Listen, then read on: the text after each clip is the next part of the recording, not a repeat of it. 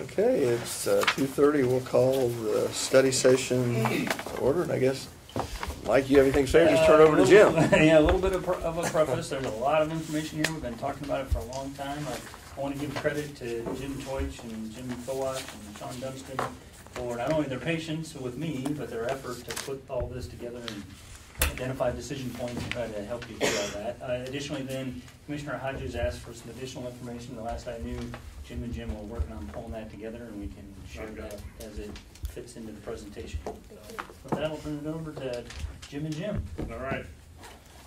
Good afternoon, Mayor and Commissioners. I'm Jim Kowach, Public Works Director. You visited with us several times concerning our sanitation operations the last few years. And like Mike said, Jim Toich and Sean Dunstan have just done an enormous amount of work, crunching numbers and developing specifications and looking at alternatives and trying to answer everybody's questions. But we tried to put a blue sheet together and it just wasn't working. So we thought It turned into a blue binder. So we decided that we would do a study session ahead of the blue sheet or staff report with final recommendations. Just to kind of narrow it down, because we have to have some answers, hopefully today, before we can proceed with some of the rest of the stuff. So we've given you a lot of information. You know, in the past we've talked about automated refuse collection, curbside recycling, and then other recycling options, yard waste, alley service, the fees associated with those different services, the fees for additional carts. There's just been a lot of information, and so we tried to compile it. The key decision points that you've made in the past, some of the dates, some of the requests for different information, and put that in the handout. And there are more handouts here. Jim Toich is going to go through the slides, which is just a brief summary of the handout, but we want to try to get to the decision points as much as we can, because we would like to bring this back to you for final action. We do have all the costs and options and stuff are in the handout, but the key point is we have the bids back on the automated trucks and the carts, and we need some answers before we can award those, depending on the options that you select. And then, if you recall last fall, because we were still up in the air with recycling and some of those kinds of things, we did not adjust the sanitation fees when we adjusted everybody else's budget. So we're still in the process of just trying to adjust the regular sanitation fees for this year, plus make the changes to the fee schedule based on the implementation of the new program next year. To help you in that, you know, there's been a lot of questions about how much money do we have. We have information in the handout that talks about the solid waste reserve fund, the fund balances for sanitation, and the fund balance for the solid waste landfill funds. So those are all separate and distinct. Jim's going to go through the slideshow briefly, which is just a summary of the information that's in the handouts. We do want to prepare a staff report, and just a reminder that we do have 60 days to award the bids for the trucks and the carts, or they're technically not valid. We would be beyond their shelf life. We opened bids on the January 10th, so we'd like to bring this back February 24th, or just 2 weeks from now, but ultimately we need to before March 10th, or the bids expire. There's substantial interest in this topic, and you need to probably keep in mind that you may want to accept some public comment as part of today's meeting. So with that, we're going to need to get rolling. If you have questions, you can stop us in between, but we do want to try to get to the decision points as quick as we can. Yes, sir.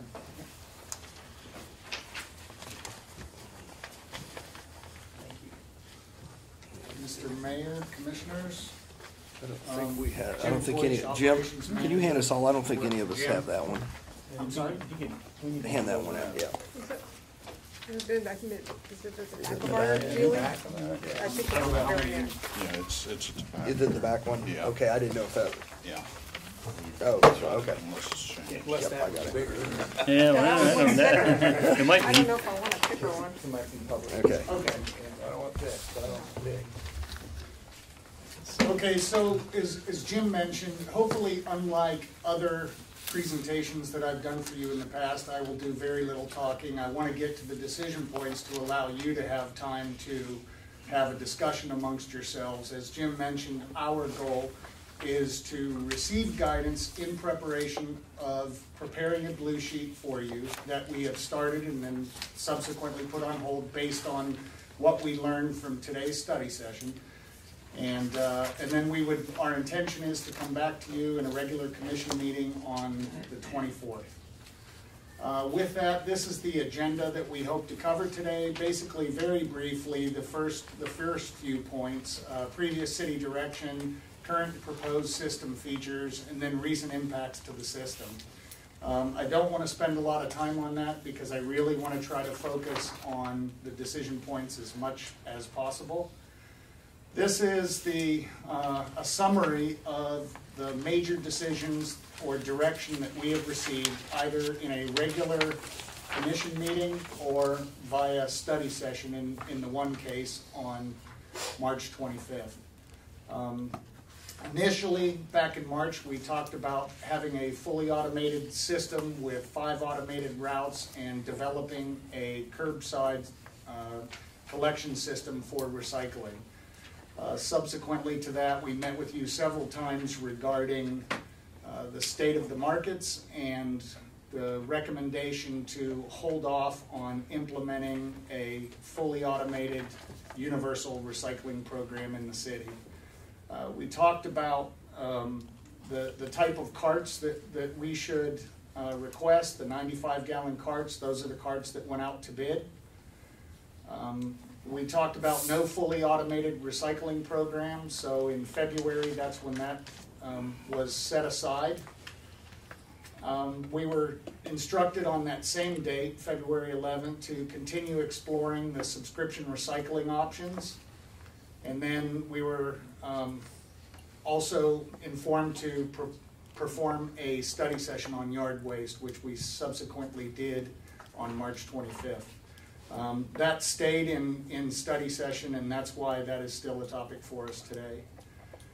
We received authorization to bid the trucks and carts. As Jim mentioned, we got them back, and the bid packet is part of this discussion, and hopefully we're able to move forward with that in a regular city commission meeting. So just a quick comparison of the current system versus the proposed system features. So we're looking at what we do right now. That is 5 semi-automated routes with no yard waste collection occurring. All refuse trucks include some alley collection. So if we were to go to the proposed system, it's important to say that we will completely redesign the routes, and Tommy and Sean have done a lot of work initial work to prepare those routes, because we would pull all of the alley routes together into one set of routes for one truck and one driver, instead of having them spread out across 5 different routes or 5 different trucks. So we currently do subscription recycling. As mentioned in the handout there, and as you know, they are 18-gallon bins. They're very small. It generally prevents the ability for people to dispose of all of the recycling that a typical family generates. The current, we do special pickups for a fee that's always listed in the comprehensive fee schedule. Second carts, in the case of the current system, we charge a full service price, so you pay an additional $16 for that cart as though it were a separate system. Cart work, we do delivery, pickup, and repair. We do ADA walk-in service. We have 24 personnel assigned currently. And from an education standpoint, generally we're limited to the city website and the sanitation guidelines that we provide to citizens. If a citizen is having trouble with a particular guideline, we'll highlight that and leave it with the card, or go talk to that citizen. Obviously, this system requires workers, as you know, runners, and the manual dumping of carts using semi-automated cart tippers. and it places workers in the street. Again, this last year, 5th most dangerous job according to the Bureau of Labor Statistics, and one of the main reasons why I first brought automation to your attention. We keep the alley pick up how many, those are runners on that route, and so Yes. how many runners would you continue to have? 2, Just 2? yes. And Jim, I think you skipped one important line, and that is material outside the carts. Oh, yes, I apologize, that was not intentional. Currently we do allow items outside the cart, and that will become more important as we start looking at the automated system. Again, it's a 4-in-1 system, so if under the proposed system we would have 4 fully automated trucks. We would maintain 1 semi-automated route. And that would be a consolidation of all the alleys, probably plus several hundred non-alley routes, just the way our alleys are laid out.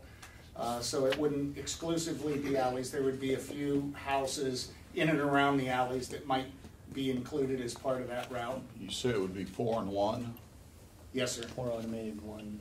4 fully automated. and 1 not automated. Correct. And 1 spare. Because the decision point 3 here is 6 new fully automated trucks. Yeah, he's talking about routes, but yeah. Okay, all right. This system does not allow material outside carts. It is fully automated. It uses a collection arm that reaches out, picks up the can. I know you all have seen them in the presentation, actually on the agenda page on that slide. That is the Mack truck and the Sidewinder that we are recommending as part of the vehicle selection. If you wanted to know what that truck looked like, it's on the agenda page. That is the actual truck and Packer unit. Yes, sir. All right. No, okay. I'll stop. But what percentage of the people use the second carts, and what's the thinking behind only $2 for a second cart? Second carts, I want to say 175, Sean. Right now, about 175 customers. This plan, because there's so much unknown, because we know that we are, by automating, we would be eliminating material outside the cart. Our estimates are for, you saw 18,800 carts. That allows for 3,200 people to select a second cart. When we get back to the fiscal option at the very end, where we talk about cash for carts rather than financing them, there is enough money to probably buy another 4,000 additional carts on top of that, if you so chose to do that, or if when the bidder who is selected, once they do, which is part of the bid spec that we put together, they're required to do a survey of all of our customers, and if that number changes, then that additional end balance would enable us to purchase more carts. But 175 currently, we've built into the system as many as 3,200 carts for second carts, and we have the ability to purchase more if that should become necessary. And with respect to the reasoning, I think there's 2 things. One, they made the point that the cost and expenses getting to that location with the truck and the equipment, picking up that second container doesn't represent, since you don't have a runner, doesn't represent a lot of cost. And frankly, concerned that we don't want to run customers off if they're in the habit of having more than 1 container can handle. We'd like to keep them as a customer versus motivate them to go to our competitors. Right. All the material on the ground right now is currently in our budget. It's being, the tipping fees for that's in our budget, so it's already accounted for. So all we really need to do is pay for the cart. And the cart will be paid for in 2 years. So at $2 a month, it's paid for in 2 years. After that, it's profit. We don't necessarily want to make them free, because then everybody would have one, whether they needed it or not, and that would be a pretty large expense just to buy another 18,000 carts. So as $2, it's kind of a minimum amount, but it covers all the costs that we need to account for that material on the ground. And the carts are, we're going to need a second cart. The carts are comparably sized. Yes. Yes, they are. In fact, in the handout, there is also a picture on page 5 of the handout. this document that says study session handout on page 5. At the bottom, that is a picture of the truck we are recommending, and that is a picture of the carts that we are recommending. They are 95-gallon carts. They allow for, I think, right around 96 gallons of material, so just ever so slightly larger than the current carts we have, but very, very similar. Yeah, regarding the $2, it's really important to us to try to keep the services as cheap as we possibly could. Several of these, I provide a recommendation, but I tried to also provide as many options as possible that we thought were workable, so that if you saw a different direction, we would be able to do that. One of the things that I would express, though, is there are families that have multiple carts. My family has 3. But regardless, there are families that have to have a lot of material, and the cheaper that we can make those carts. We listened, we heard commissioners tell us that we want it to be as cheap as we possibly could make it, and so that's what we sought to do. Want it cheap as we can, but want it to pay for itself too. We want it to pay for itself, and we want to create Jim uses the term profit, but really what that does is enables us to slowly build a reserve fund, so that I would hope again that now keep in mind, these carts all come with 10 or 12-year warranties depending on which cart is selected, but it is not we have carts that are 25 years old. We're going to keep those carts as long as we possibly can. But every year we do have in our operational budget, Sean has money to replace a small percentage of the carts that we have. And it would be nice if we had that money available so that we could replace those carts. It doesn't affect the fee at all, and you know, we can keep the cart inventory where it should be. Under this proposed automated system, it eliminates subscription recycling. This is one where I say that there is a recommendation, but I'm going to offer you an option when we get to this decision point that you may prefer instead, and it's equally doable. We would continue to do special pickups. We talked about second carts being $2 a month. We will continue to do cart work and ADA walk-in service. The benefit of this is we can reduce 7 worker positions. Right now, we have elected in the past probably year and a half to not try to hire full-time employees. We've been using a temp service this entire time, anticipating the day that we would fully automate, and we're not, laying off city workers for one thing. But we would be able to eliminate 7 positions. There are 3 positions that we would keep under the current system, so we'd go from 10 to 7 regarding our workers, and that is so that we have 2 on the route and 1 as a backup.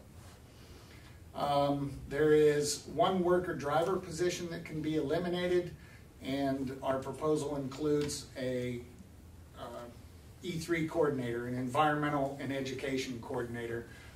I would envision this person to not just oversee refuse operations, but refuse, recycling, HHW, e-waste, all of the things that we do regarding solid waste would be a tremendous asset. I think if I've learned one thing from way back when we did the feasibility study to date, is that when you completely turn over your system, that education is just crucial to it being successful. And having a dedicated person not only was recommended by the business plan, it is considered a best practice, and most communities opt to do that. So as a result, I would encourage that we have an enhanced public education and outreach program that person would be able to provide. We've talked in the past that automation improves efficiency, and it certainly eliminates the risk or greatly reduces the worker risk involved. As we mentioned, we are still gonna do the alleys, so it still changes it, 80% safer than we were before, which is pretty good numbers. I bring up this slide only to, for those that may not fully understand it, that since January 1st of 2019, we've reestablished the county road impact fee. The county road impact fee directly affects the landfill tipping fee.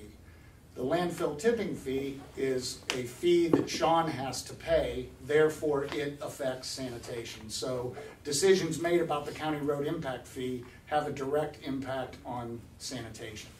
And I would clarify one thing. We started out at 90,000 with the target of getting to 180,000 in 2 years. So the original agreement was 90,000 to start, 45,000 more the second year, 45,000 more the third year, and then CPI on top of that. So I don't want you to think that those big jumps are CPI related. I just wanted to confirm, this is the last year of our 45,000 Yes. increase, right? Then we'll be at the Yeah. 180 level in CPI. Yeah, it's a little more than 180 just based on the construction cost index for this past year.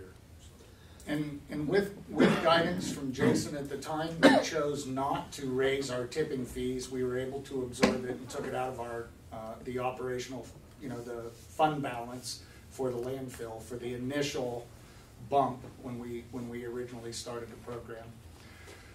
So the history of the landfill tipping fee, $35.50, $36, and based on the math, we see 2021 required to be $37.75.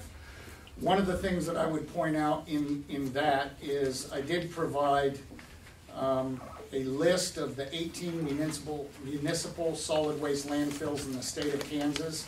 We are currently tied as the 5th lowest, or you could put us in number 5 or number 6, lowest of those 18 MSWs. That's on page 6. And we really don't change our position. We would be the 6th lowest, and we would still be in the bottom third. So if we were to follow this and raise our rates to $37.75 in 2021, we would still be the 6th lowest and in the bottom third of the entire state for cost of landfill tipping fee. As we've talked in the past, our MRF material recovery facility has implemented a tipping fee at $65 a ton since last July, and that has a direct impact on SDRC fees. So that's it, and the rest of this is the 6 decision points, and then we'll talk a little bit about the fiscal item at the end, the cash for cards option. Before you do that, Jim. Yes, sir. Commissioner Hodges had requested a little bit of additional information about the SBRC. Thank you. Pass those around. Yeah, and what I actually requested was just to know what our You might annual want a copy of it. investment in recycling is, all sources, so that we know at this point what we're investing in our recycling. And this includes the, Sorry, what you said? this includes the tipping fees. Yes, Okay, it does. great, thank you. Jim, on that tipping fee, that's just what we pay them after we get it there. What's it cost us to transport it on a per ton basis? Those trucks don't run cheap. $3,074 last year. Okay, and how many tons did we carry? Summary of the last couple of years. Just a minute. I don't know the Here answer to somewhere. that question. I thought I saw it somewhere. John will get you that Yeah. info. But like all It's in here How many somewhere. tons? Tonnage. all the manpower, SDRC. the gas, this is all in. Electric, rent, it Awesome. Okay. is salaries, unemployment, social security, life insurance. Perfect. Thank you. It is everything Okay. that is an expense to us. Okey-doke. Thank you very much. Yes, ma'am. Really And appreciate those- And the expenditure for that year, for last year, for 2019, was $216,000. I would add another reason is that another reason that we underspent that budget so much is that was a deliberate decision, because I wanted to follow my boss's boss in let's hold off on expenditures as much as possible. So we were deliberately suppressing our expenditures. as an example, we had a study session, I want to say it was the March study session when Scott made the statement that I really should do more in the SDRC with, I would like to see wraps on our trucks that highlight what it is we're doing. We're driving down the highway, they just see it as a garbage truck, and we really ought to celebrate the fact that it's recycling. Scott had mentioned that we ought to put several more informational and educational, just have that information inside the SDRC. We deliberately underspent all of that based on city guidance to do so. Okay, so decision point 1 is the question that we are asking to help frame the blue sheet is, will the city's curbside subscription recycling program remain or be terminated? If the program remains, what will be the new monthly fee? So the first option is obviously you can eliminate the program. Option 2 is continue what we have, just do status quo. The third option, and this is the option that it took Sean and I quite a bit of time to decipher and to get down to the numbers. But what I can say is, based on a $10 fee, we would not have to raise rates differently than what we are proposing by eliminating it. So by adding that $10 fee rather than $5.50, we would still maintain the same fee recommendation for 2020 and 2021, if that makes sense. Because the additional revenue that we bring in, reduces the subsidy that other citizens then have to pay. Do that one a little slower. So if you choose option 3, upsize to 95-gallon carts, we would collect those 95-gallon carts bi-weekly, every 2 weeks, and our recommendation is to adjust the fees to $10. And the reason that I say that is because if we raise it to $10, it enables us to not raise the fee that we are recommending if you chose option 1. It's the same fee structure. It's either going to so right now our recommendation says we're recommending to go to $16.50 and $17 if we don't use a cash option. If we just finance everything, $16.50 next this year, $17 next year. That does not change under option 3. We would be able to maintain those fees because the additional revenue that we would collect would allow us to do that. Now that has one caveat that I cannot answer you as best as I would like to. How many people are willing to pay for a $10 system? And if you ask me my personal opinion, do I think that we would be able to maintain the 798 customers that we have today if we charge $10? I would say probably not. That is not to say that it couldn't happen. We would go from an 18-gallon bin to a 95-gallon cart, which is, would be appealing. People could get rid of cardboard and a lot of the other recyclables that they've not been able to under the current system. That $10 covers a different type of truck for that recyclable? Or what are we picking there? No, we would continue using a semi-automated truck that we do today, and it would just be part the normal. Sean has a 13-year vehicle replacement schedule. Every year we purchase one truck, and that truck just it just continues to be part of that 13-year vehicle replacement schedule. But it would remain the same vehicle. The current fee is $5.50 per month for the small 18-gallon bins. Ideally, $10 helps us break even or get close to breaking even, and we can increase the number of available customers.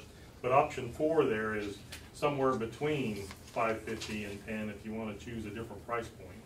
We can still make it work. It's a 20-cent difference, I think, is what we figured in the actual per month cost of the other customers that are subsidizing. The other part of the decision that's worth noting is that if you opt for this system, I would really like to be able to provide a single cart option. Right now, Sean, correct me if I'm wrong, I think we have 6 different carts out there. Over the years, we've had multiple different iterations of carts, and all of those exist out there, which means replacement parts and, you know, things that go wrong. And having a single cart just, it makes operational sense. So as part of the decision, I would say we would want to increase the 18.8 prior to the survey, because we'll get the real number when we do the survey with the citizens, but that would go to 19.8. We would want 1,000 additional carts. Now, under the system, because we would do it bi-weekly, if there were a lot of people that wanted it, we would not have to change hiring, there's no fee changes, and we could go up to 2,000 customers and still provide the same service for the same rate. So correct me if I'm wrong, that's all predicated on us being able to continue to pay $65 a ton for recycling. Absolutely. And that is a favorable rate compared to any other municipality. A city very close to us was just informed that their rates are going to 120. I talked to multiple put cities that last in- week at 126 a ton. Here's the question. Yes. If we haul this to Hutchinson, right, Stutzman's now, Yes, and we pay them $65 a ton to take it, yes, sir. how much of that are they taking to the Reno County landfill and disposing of for $35? So I've noticed. Or how much goes to the landfill in the next 2 steps down the road? So- Because everything I read says that the bulk of this material is never getting recycled.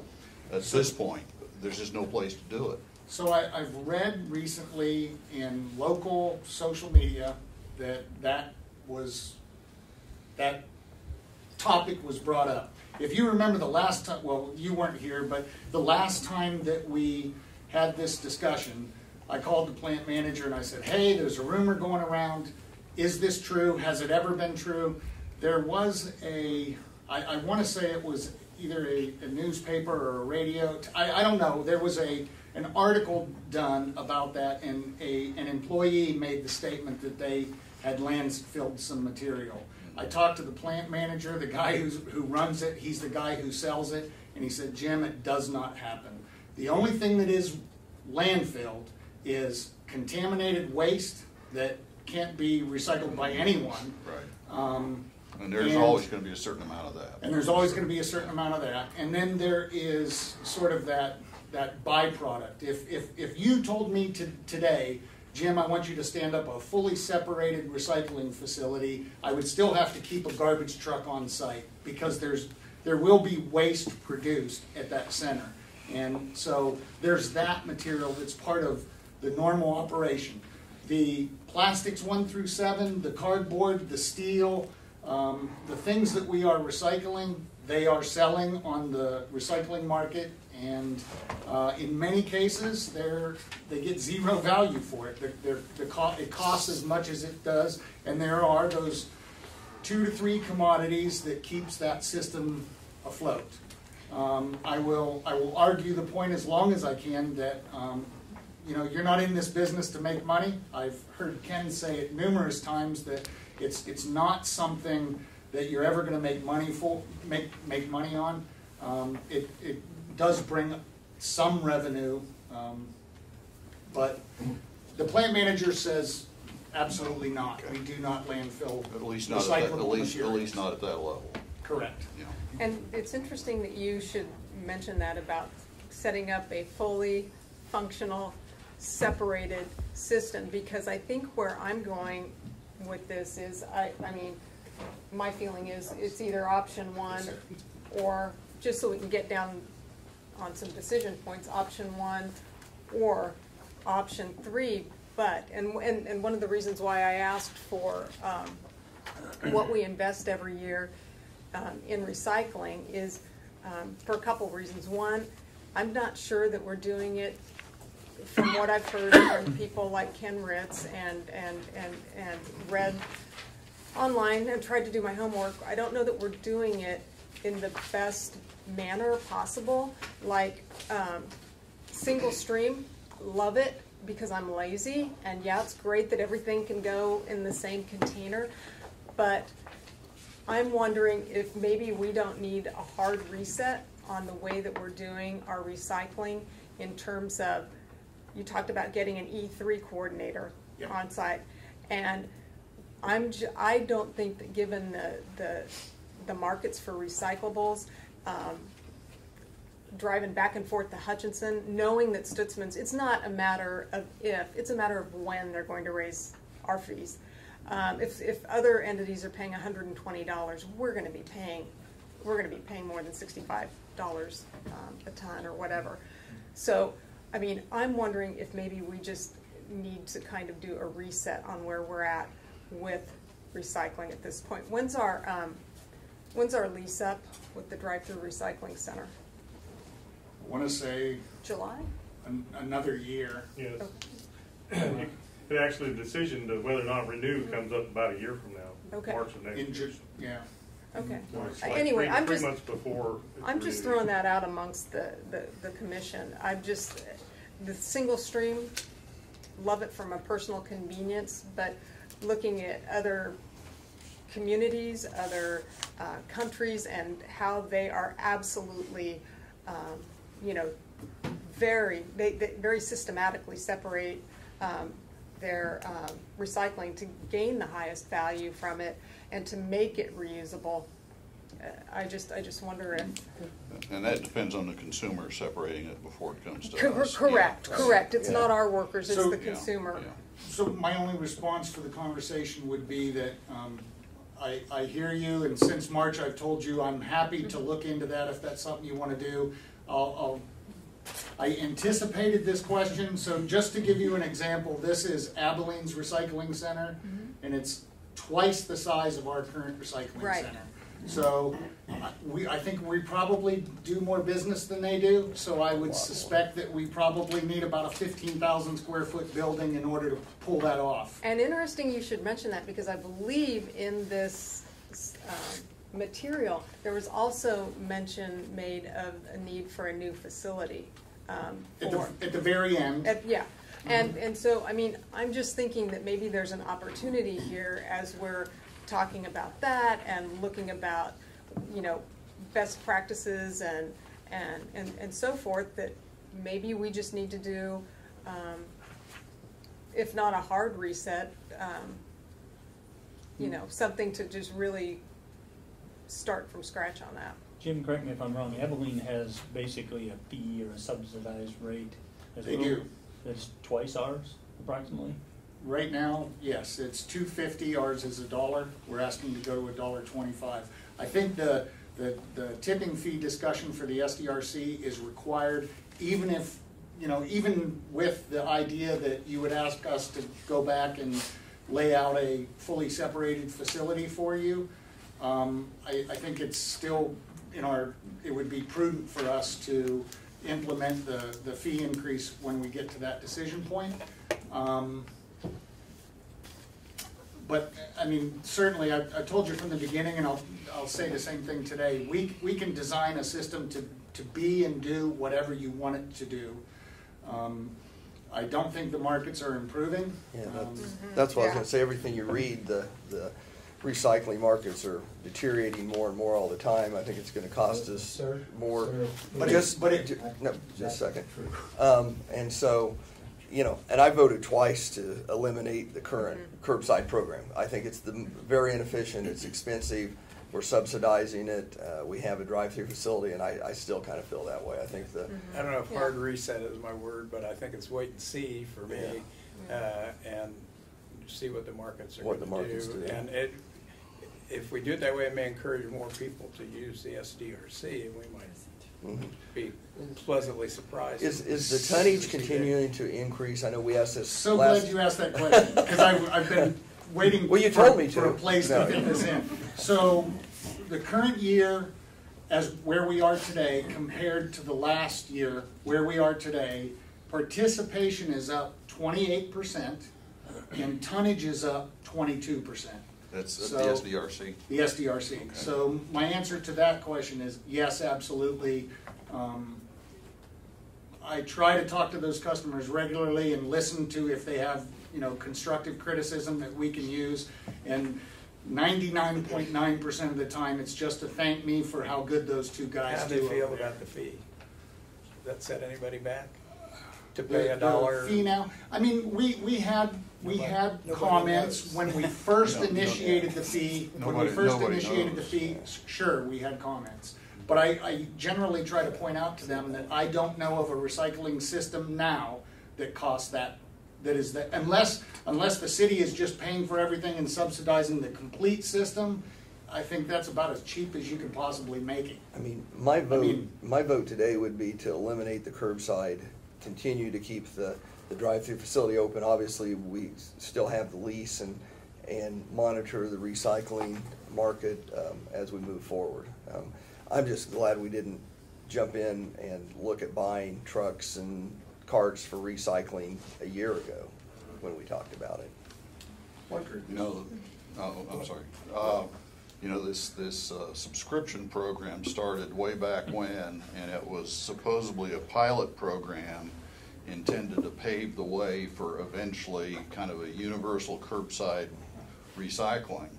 And that's an option you don't have here, and if we didn't have to pay $65 a ton, that would be where I would go instead of the drive-through facility. I mean, I don't like the drive-through facility. I think the participation is always gonna be low. You know, universal mandatory curbside pickup is single stream is, for my way of thoughting, is the way you get participation high enough to really make a difference. But since that's not an option, and since we do have to pay $65 a ton, I would be with the others who say I think it's time for the subscription program to go away. But of course, I would also say, given what it costs us, the SDRC needs to be mothballed for a period of time until the recycling markets make sense again. It makes no sense to pay $65 a ton to recycle when it costs us $36, costs us half that to landfill it. Yeah. Two questions. Is there ever a conversation with Hutchinson, if you were to just take them a truck of just cardboard, would they charge you less than 65? I mean, something that you know that there's probably a market for. I haven't discussed individual, taking them individual items. I mean, I know, and we all know what those items are, and I could certainly have that conversation with them. I don't know if I don't want to speak for them on that, whether or not, they may still say there's a processing charge, a processing cost. There's a recycler in town that'll take cardboard, but if we take it out of our stream, it'll cost us more to take the rest of it to stream. So if you just wanted to do cardboard, you can do that locally. Or it sounds like what you're really talking about is if we get to a sorting facility and we pre-sort it for them and just recycle those items that are desirable, and then we're left with the rest of the stuff to do something else with. Right. So, Exactly.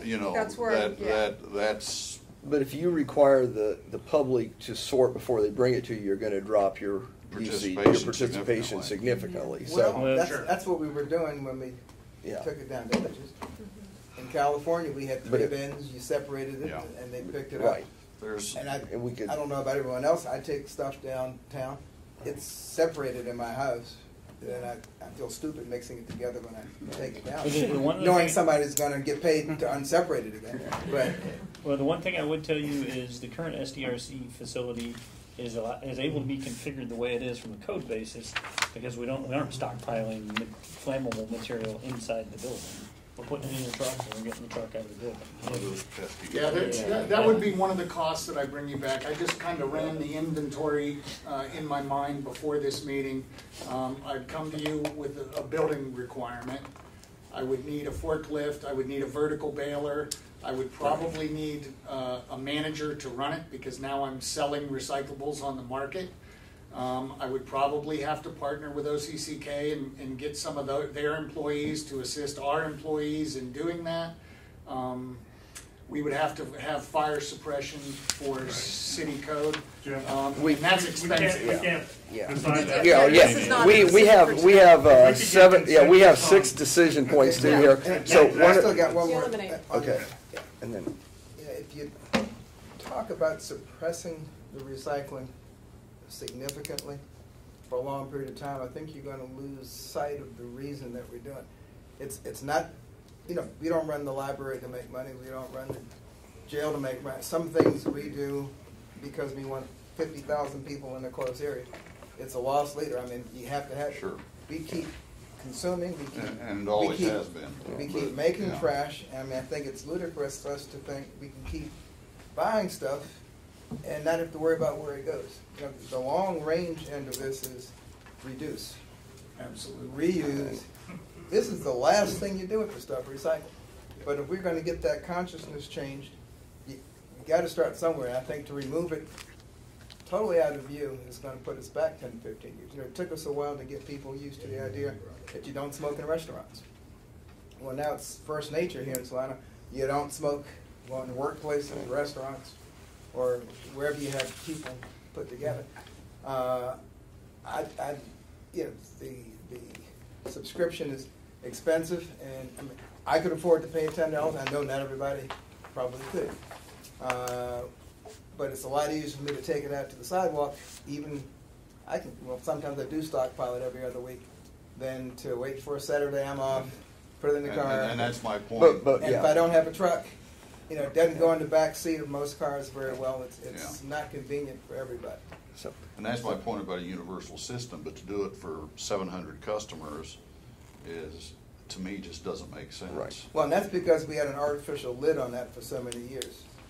Who knows That's- what it would be if that lid wasn't there. If You may that- lose if some of the that was price. aggressive, if that was aggressively marketed. Right, but you may gain a lot of people who've been waiting to do it who haven't. okay, we need to keep moving here. So I think what we'll do is we'll take public comment as we go through each decision point. And I don't know if anybody here has a comment to make, but I'm gonna ask you to keep it to a minute or two at the most because of our time frame. And if Couple you of could. things, markets have improved, and have been this bad, or almost this bad before. There's some other factors from the White House, from China, and whatever, that are in. You're getting a preferential rate in Hutch because your stuff's pretty good. Absolutely. Many communities, it's garbage. They have a mess. Newton has been a nightmare for 40 years. And they have told me that. Yes, and so, but as far as I know, they don't pay any landfill fee in Reno County because that's considered Reno County generated, and in Reno County, there's an addition to your property tax to cover operating landfill. And that's very common in rural counties. The landfilling's free. The pickup of trash, there's a charge for.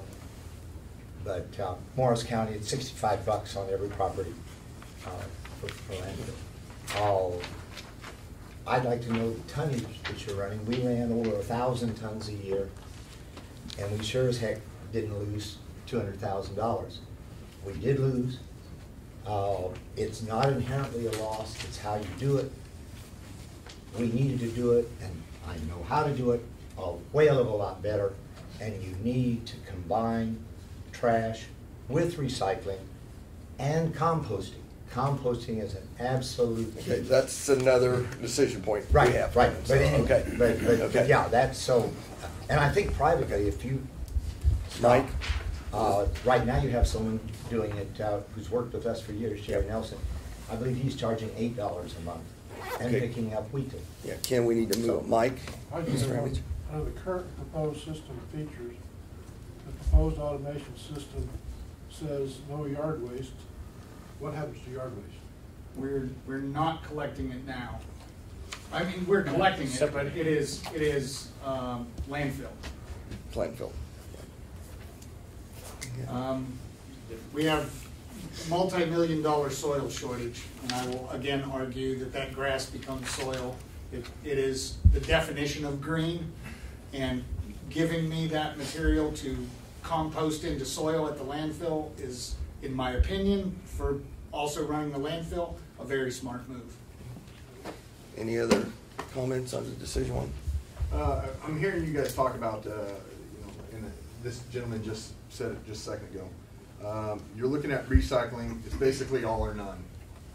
It's kind of how I'm hearing how it's going to benefit the city of Salina.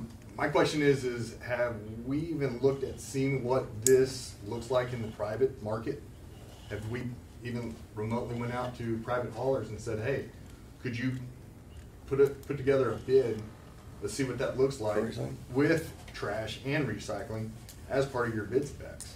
And I would say the answer to that question is yes. We met with multiple haulers and asked them to talk about that with us. We met them in our conference room. Jim was there, Sean was there, and we discussed that. If there's someone that has an interest, I think I we'd be am willing Salina to. Waste Systems, Okay. and I am interested. Okay, we'd spoke- be willing to listen to that. Yeah. Yeah, I mean, I know that we spoke last March when you said, hey, would you be interested in taking over the recycling of the 825 customers? And I said, at this time where the market was, I'm not interested. You guys asked me if, what the recycling price would be, and I said it would be doubled, which is basically where you're at here at $10. Okay. So, I mean, Okay. and that would be a cart for recycling, a cart for trash for everybody. But For the whole- I think building on your point and to Commissioner Francis' point, one of the things we talked about early on and the point that I made is where you see it work in other locations, it's franchised. You don't have a city trying to be in a competitive market against another provider. The way that you can make curbside recycling mandatory is you pay to throw. You pay for the volume that you're disposing of and you're incentivized to recycle. With our hybrid model where we don't franchise, we kind of put ourselves in an awkward position to bring the private sector in and make it mandatory. And we've talked about that quite a bit. I think the sense has been all along there hasn't been enough interest to pursue franchise trash hauling. If I can ask a question, so are you interested in both? Are you saying to do the recycling, you'd have to do the trash also? Yes, sir. I mean, kind of where your market's at. I mean, Jim and I have had the same discussion. I mean, the market right now where recycling's at is not winning for the city of Salina. It wouldn't work for the private sector putting that out for bid. Okay. But I mean, for a formal, formal bid proposal, absolutely, I'd be 100% on board. But now Salina Waste is owned by Waste Connections, which owns Stutson, so. Correct. Yeah. So But I mean, you're. So you're one and the same. True, Yeah. but I mean, that you got to look at it from Waste Connections standpoint. I mean, your recycling rates might not. That's how you're going to be able to do that. Okay. And with Junctions or with Fort Riley limiting their recycling facility within the past month, and then they're getting rid of 4,000 residents recycling. That's coming up now. Okay. We're on this. So we have a consensus on one. I'm hearing a number of people saying that the curbside program, as it's configured now, goes. Unless it raised the. That's the sense I have. So, eliminate option one. Yeah, I think that's kind of It's not a formal action vote, but could you vote for one? right. All in No, favor? I'm just saying, Okay. listening to the five of us talk. Those And we'll those come back are to these formal You items. have to bring it back. Yeah, to you. yeah. Correct. those I'm those are one or three. One or three. okay. Yeah. I mean, Those but that it's would be for unsustainable option now. one. Raise your hand. Well, I think we can agree that that's The knowledge I have now, that's where. at least four of the five of us have Think said option one. that's an Okay. acceptable. Okay. Okay. We need to move on. Yeah. This Yeah. decision. We're not getting through 6. Decision 22, May staff send the 90-day notice to Kansas Organics eliminating the city's yard waste contract. We currently pay $72,765. We deposited 80 tons of leaves through the streets. Annual fall leaf collection program. It's extraordinarily expensive. The last study session, we agreed to stop that operation. or not try to restart it. The other point I would make is that the trucks are another way we were able to keep the cost down is because the trucks are at the STRC doing recycling. My $1.90 after more calculations appears to be $1.97. If you wanted to put that on top of what we are recommending, add $1.97, and that's what it costs. Obviously, to reestablish it. Our recommendation is to allow us to send that letter terminating the contract. It's a 90-day requirement. So which trucks pick up the leaves? Streets actually owns 2 Packer trucks. And We, they at have the end of the life cycle, rather than trading them off for $15,000, we kept them and turned them into the fall leaf collection program. Well, it looks like yard waste has been steadily declining since about 2004. Well, in part, we struggled to staff runners, Right. so we started commingling. So that may not be a reflection of the end user as much as our staffing challenges.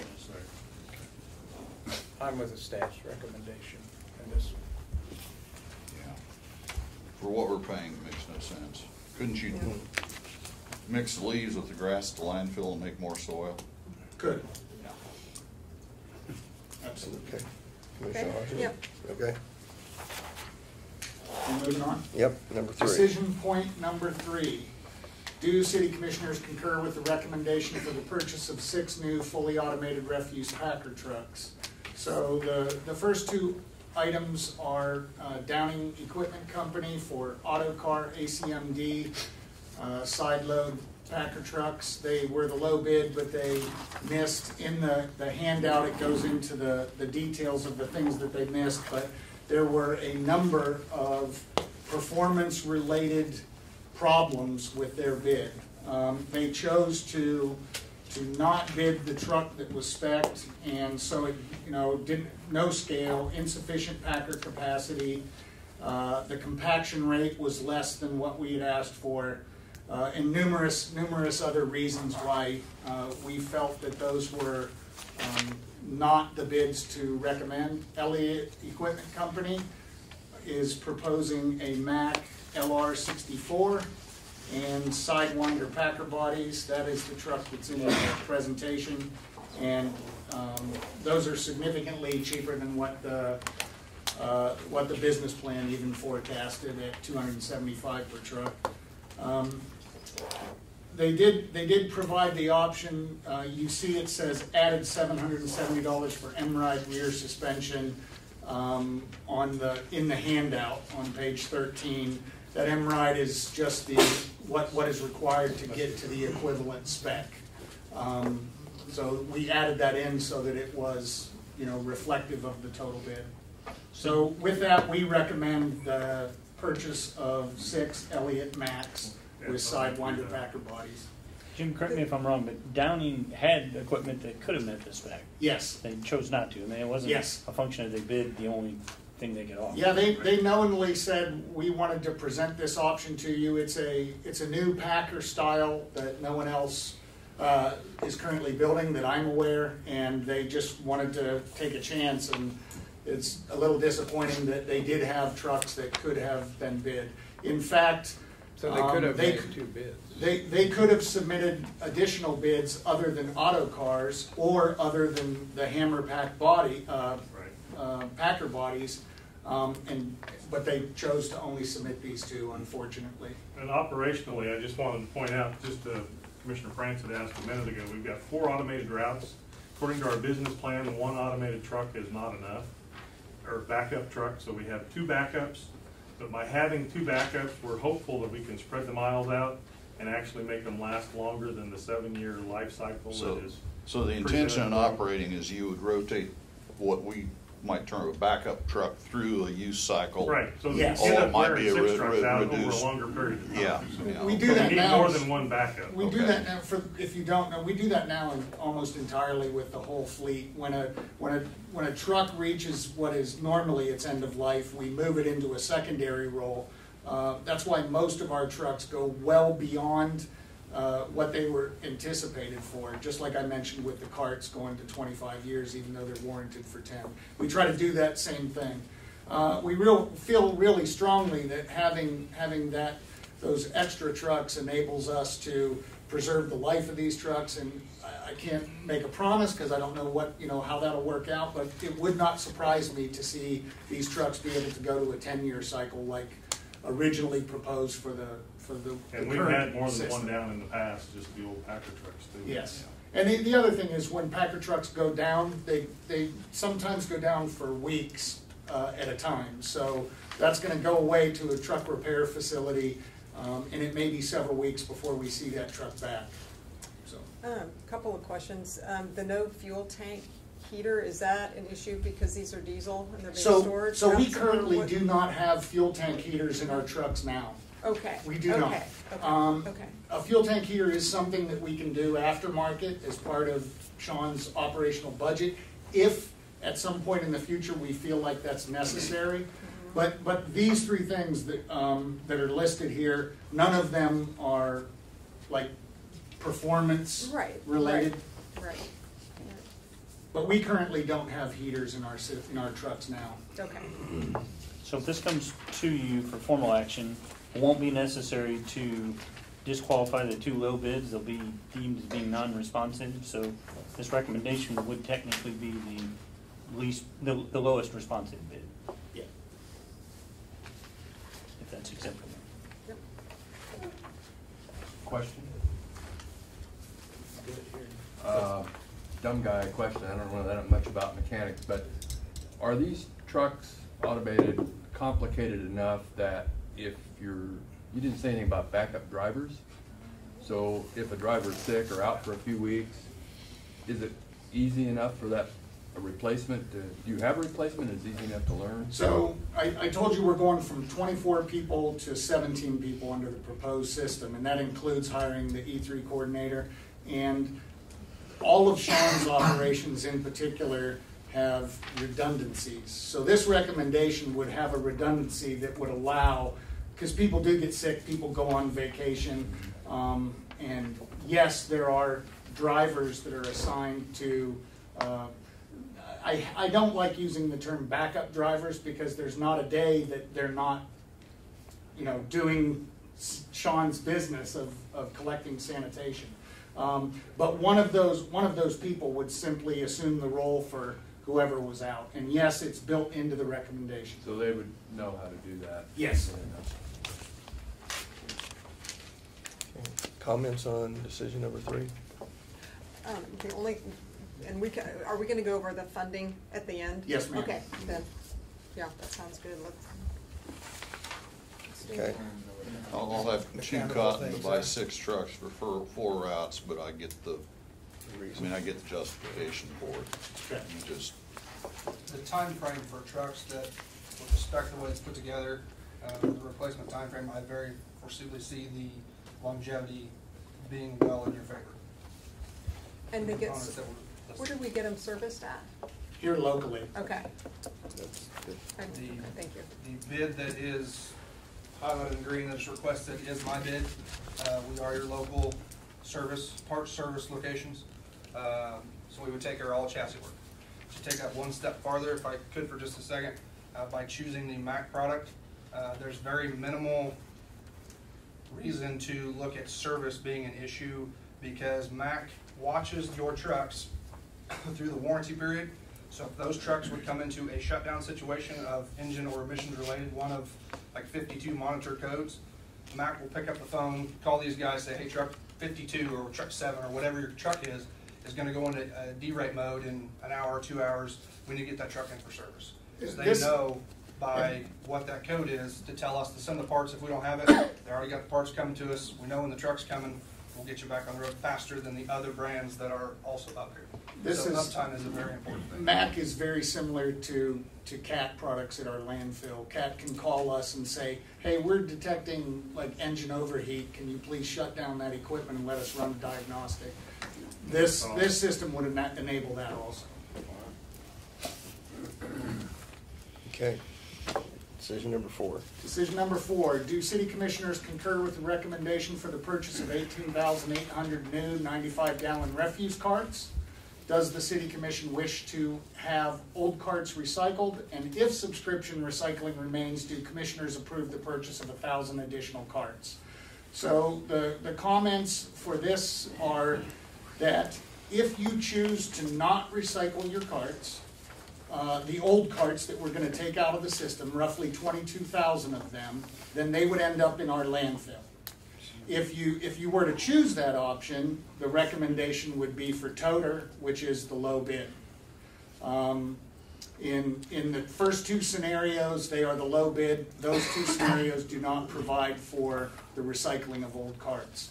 If you wish to recycle old carts, then we would recommend that you choose Schaefer. In regard to auto, they unfortunately also had a cart that they could have bid that would have met spec.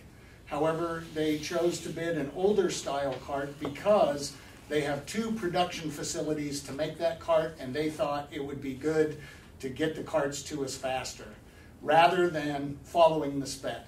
The difference in these carts is this is the only cart company that is still using this old style cart. And the difference is on the semi-automated route that we would keep, you use cart tippers, and the cart tipper goes into the cart and picks it up. So the other 4 companies have went to the new style, which it creates like a pocket for that cart tipper to go into.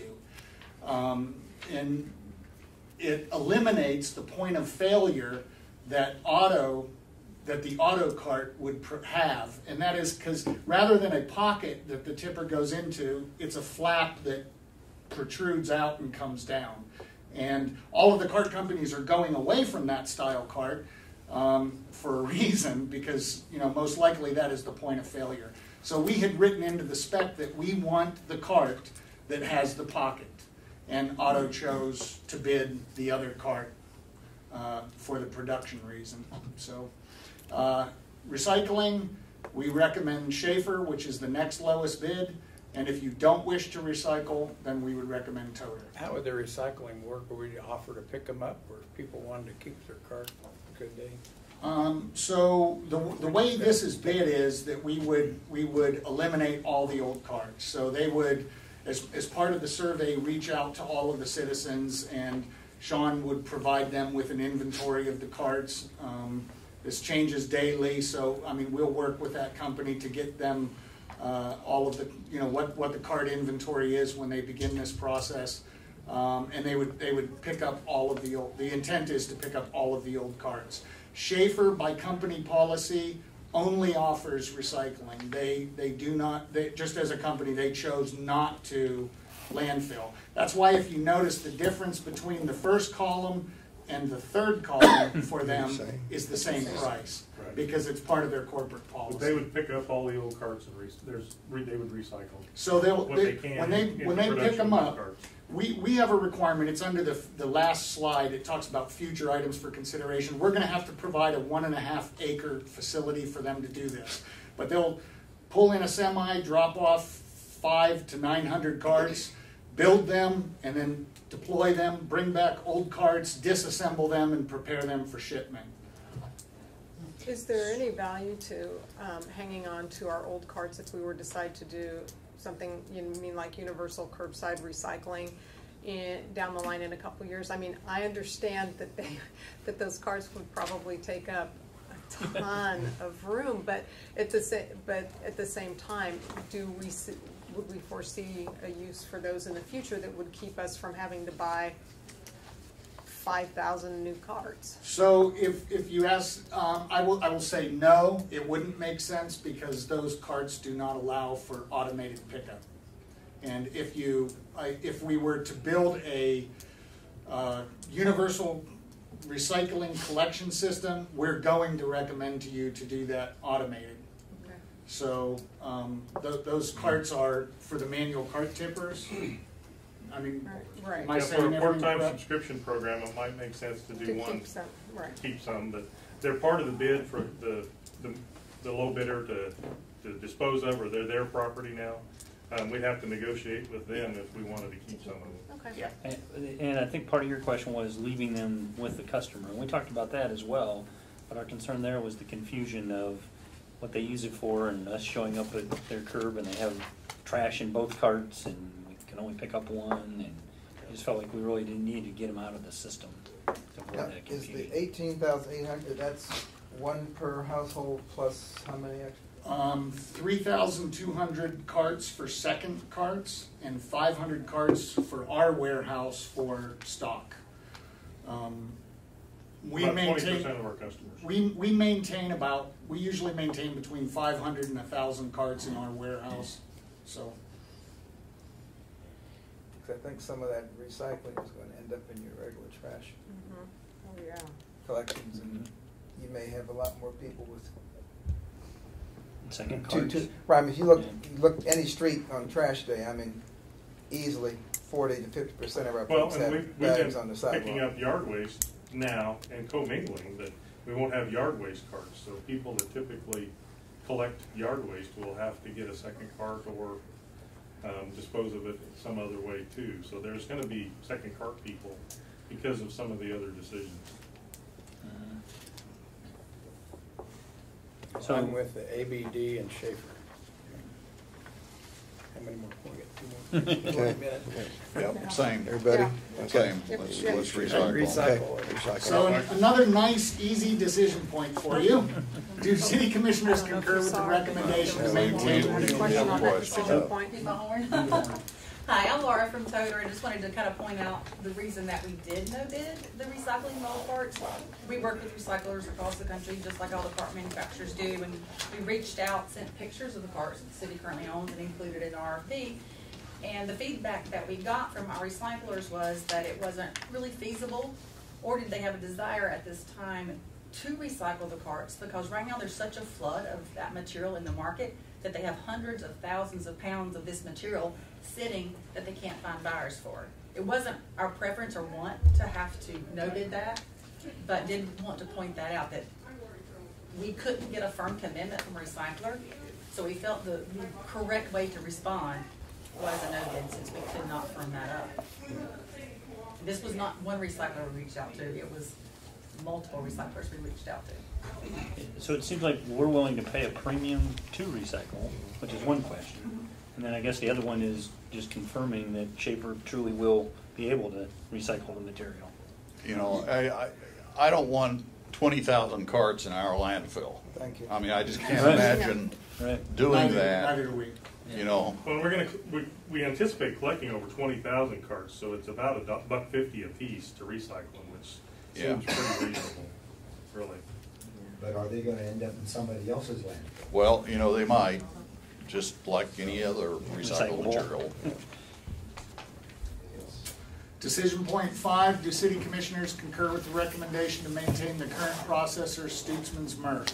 So the last time you met, you asked me to continue to explore recycling options, and one that I had tried to put a lot of effort into was to make some kind of agreement work with Fort Riley. I would have came to you with several other changes that would have went along with that regarding our recycling, but to date I have not been able to firm up an agreement that we could work with regarding recycling.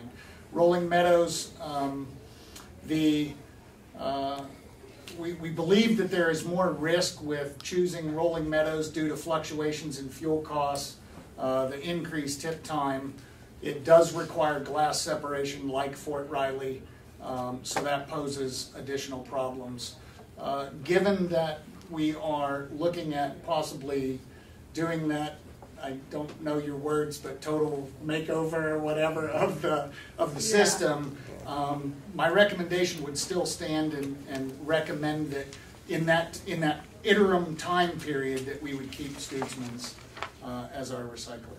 I would add, I think it's in the information, I think it came up in comments that Fort Riley's making changes to their approach that are headed a different direction in terms of their openness to collecting recyclables on base and taking it in. So it just adds to the concern that it's not a long-term commitment. Stutzman's is a two-year contract? We don't have a contract. We don't have a No contract. No contract, month to month. Okay. As long as it is, And and I'm looking at the rest of the governing body here. I mean, are you all open I mean, I see Stutzman's as just like a stopgap measure, but I kind of also see the SDRC as kind of a stopgap measure. I mean, is there any, would there be any interest in doing something different in the months or years ahead in terms of the way we're looking at doing our recycling? Yeah, but I'm looking 10, 15 years down the road, not the next 6 months. Yeah, I think more years than months, you years. know. But I don't. 10-year plans, it's got to start soon. Right. But in the meantime, we're still generating trash. We got to get rid of it. I would guess Stutzman's what we're familiar with, so. If that changes, we may be back, but. Yeah, okay. Last Okay, is, it's 3:45, so I'm gonna catch y'all for a second to see. sir. This is a time where we open it up if there's any comments to be made from the public that does not deal with the subject matter at hand. Does anybody have anything else? Okay, no, we'll go back to. so the last decision point is what we were unable to bring to you when Debbie brought the comprehensive fee schedule to you for 2020. So the curb and alley service, the walk-in assistance, minimum fee, and prorated partial month fees are all tied together. This is a recommendation to implement basically a 3.1% increase in adjusting those rates to $16.50, $8.25, and 55 cents accordingly. Curbside recycling, this assumes that you wish to eliminate. Yard waste assumes we would eliminate. The tire one is, this is the best way for me to describe this tire to you is your kids make sandbox, or your grandkids make sandboxes out of these things. These are very, very large tires. We have a fee at the landfill, and we realize that we don't have a fee. We have not had one of these tires left at the curb for Sean's guys to pick up, but if we did, we would have to charge the lower fee to that, and it nowhere pays for the cost at the landfill. The cost is literally $1.25 on top of the landfill fee, just for picking it up, taking it to the landfill, dropping it off, and coming back. So it's certainly as cheap as we could make it. How much do these things weigh? Or how big are they? They would need a lift truck to pick it up. Yeah, they're big tires. And it doesn't. These are heavy equipment type tires. Somebody's leaving this on their sidewalk? Oh, yeah. We've never picked one up. We take them at the landfill, so if Sean ever had to pick one up, we just need it in the schedule. We don't have an associated fee for that tire. A different slide? No. Yes, Who I'm has a sorry. driveway that big? Thank you. And so in 2020, we go up $1.25, and then in I'm sorry, I'm looking at the wrong thing here. Oh, the sanitation fee. So $16.50 for 2020, $17 for 2021, and then you're anticipating a 3% annual increase thereafter. But what I would like to do is offer you, and we can go straight to if you go to the finance options page. What I would just point out is the sanitation has a fund balance that we have deliberately not spent across since, for a long time in anticipation of automating. And so we currently have an end balance of, at the end of 2019, of $1.7 million. The cost of the carts are $1 million. We would suggest that we simply reduce our end balance closer to what our target amount should be, pay cash for the carts, not have to finance them at all, and we would still have additional money should we need to do something different, such as buy more second carts. We would still have that additional $195,000 to enable us to do that. If we were to do that option, pay cash for the carts, we would not have to raise our fees in 2021. They would remain at $16.50. But for inflation, possibly. Yes. Yeah. Yes, sir. Sounds good to me. So the one thing that we got distracted from was the SDRC fee increase on decision point number 6. $1.25 from the. Yeah. The tipping fee is roughly When we- $7. when we started, That's did the we way not could have a raise the tipping money fee? to, Yes. Yeah, No. Yeah, No. Right, when no, we because- started, there was zero tipping. So there was Applies to other everybody. pressures on Correct. water bills. This is a dumb question, but would people be willing to just pay $1 when they drop off? Mhm. Then you have to have a cash collection Yeah. system and an accounting system, and we'd have to come up with another system. Well, and you've got more people paying this and not using the facility, so it wouldn't be $1, it might be $10. Right. Okay. We have 20,200 water customer accounts in the city on average any month. And And that's- those are the people Well, I who like pay it that that. Salina stays in the middle or lower on all of our Right. constituent fees, whether it be water or Yeah. refuse or trash or whatever. So My we're liking recollection is the water fee. bill was the only mechanism that could be identified to collect that fee across all of our entire customer base. That's where we also collect the sanitation fee. Right, yeah, So the $15.50 or $16.50 goes to on the water bill. Yeah. yeah. But it's water customer accounts, it's not just our sanitation customers, so Right. it gets everybody in the city, plus the businesses, which we take from small businesses as well, so, Right. the hospital. And we opened it up to the county. The county is still paying a Five portion feet. of it every year. Yep. So, So they can So they're- participate. is the proposed approach in decision point 6 acceptable? As far as I'm concerned. I do have kind of a question that goes back a little ways. We talked about the refuse carts we have now, picking them up. What are we gonna do with the yard waste carts that are out there and the current little recycling bins that are also scattered all over the city? They would be collected. They're all gonna be By- collected? As part of the Schaefer fee? Not the recycling bids. That's That would be smaller on one. Sean's guys to collect Okay. those. And there's how many of those? There's only, what, 800 of those? 798 at 798. last count. So I Some of us presume have you'd ask multiple customers to containers. leave them out on the Yeah. last day of pickup, Yes. and you'll just take your Well, cart I and might everything. suggest to keep those folks recycling, that you Yeah. let them keep them. Yeah, you could keep them. Yeah, no, they Yeah. can keep Yeah. And they can collect the stuff and take, Then we that's wouldn't have, their, we wouldn't have to put them in the landfill. that's their vehicle Yeah. for getting them down to the, Yeah, I don't think you're running any Good- risk good of confusion thought. on that Yeah, continuum. No. good Its thought. size. Yeah, Yeah. yeah. Yeah. Good thought. Yeah. That would be a. Okay, so a small business that went around collecting people's recycling could bring it down to the. The SDRC? Yes, absolutely. there's one that's trying to someone do that. mentioned it, but Salina does have J&N Recycling, Jerry Nelson, who does it for $8 a month. So that program would continue for those that want to sign up with him. Is that, can that be advertised or put somewhere in our website or? I don't know if we can Website, advertise for but- separate businesses. That would Right, but probably- or to let people know, I mean, when this change is occurring, because a lot of people who aren't gonna be able to get in their car, somebody 80 years old, infirm, they're not driving that stuff downtown.